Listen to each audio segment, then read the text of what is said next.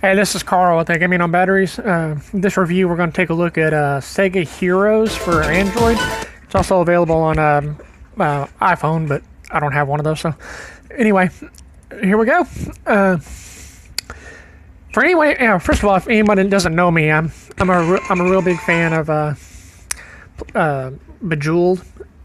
Anything Match 3 really.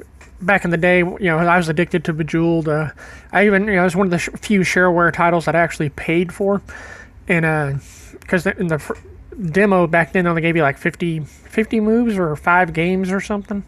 But anyway, after Bejeweled, I went on to Puzzle Quest, and this is a title that I ended up purchasing the.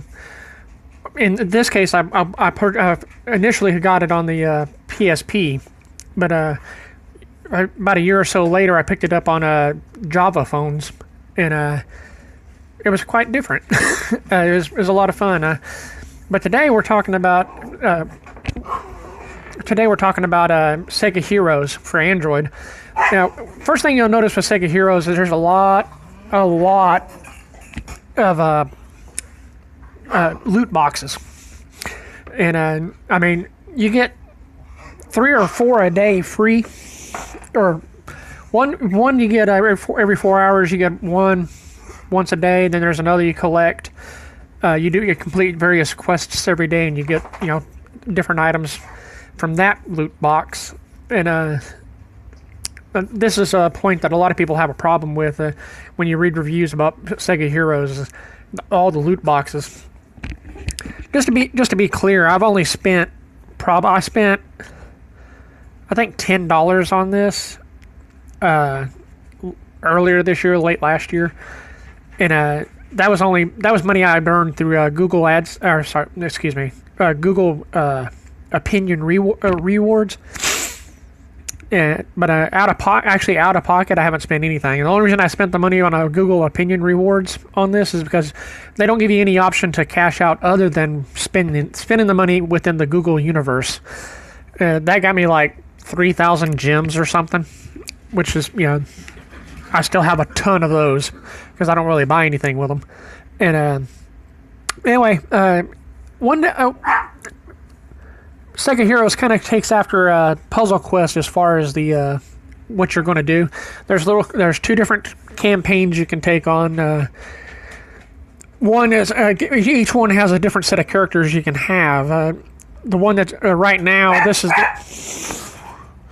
the normal campaign here, and you notice I have the bad guy from Golden Axe, and I'm using Axe Battler. Then I got I can't remember his name or what game he's from, but I got the guy with the gun, and then I got the female shinobi from the PS2 title.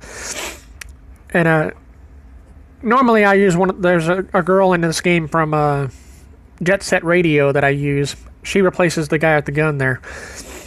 But anyway, much like Bejeweled, whenever you make you match 3 of anything or more, your characters will attack.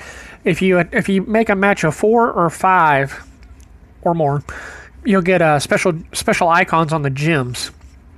These the small icon is just a standard. It's like a slightly better attack.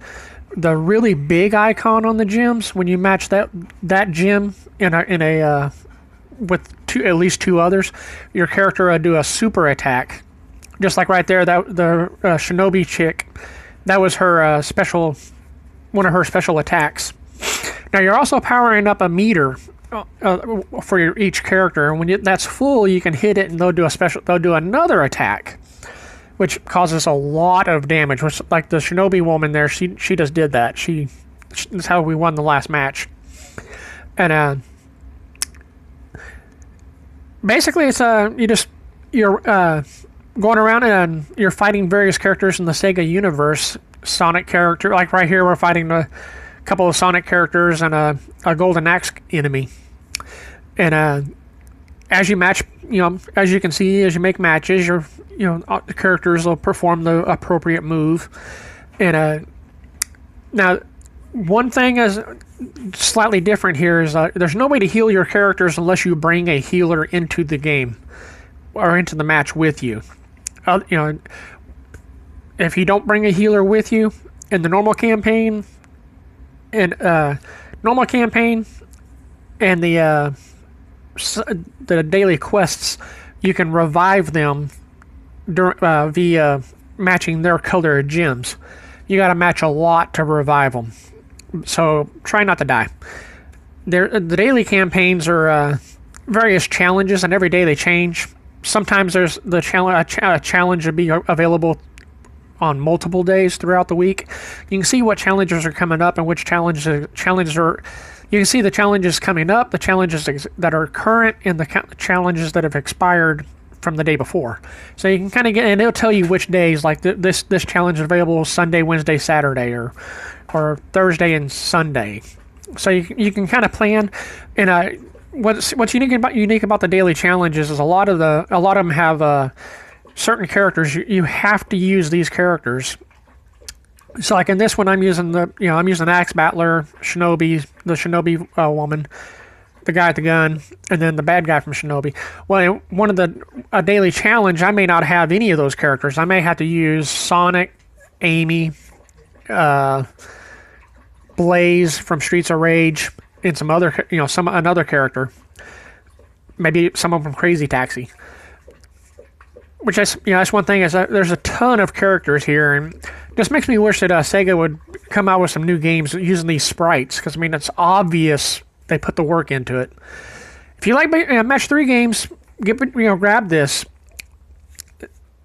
It's like I say, it's a Match 3 title. If you don't like Match 3 titles, then I'm not sure why you're watching this review. But anyway, like, subscribe, comment, hit the bell. You know the drill. Every little bit helps. Thanks.